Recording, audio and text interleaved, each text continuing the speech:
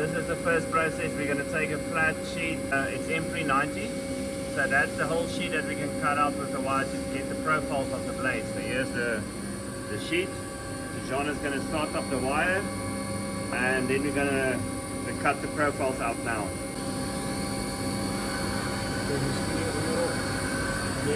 Hij stond een beetje verder weg van die.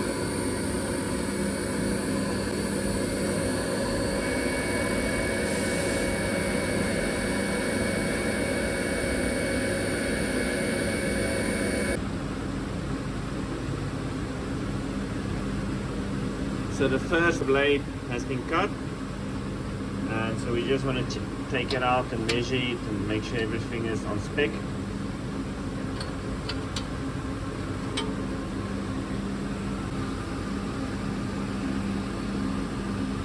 So that's the first blade.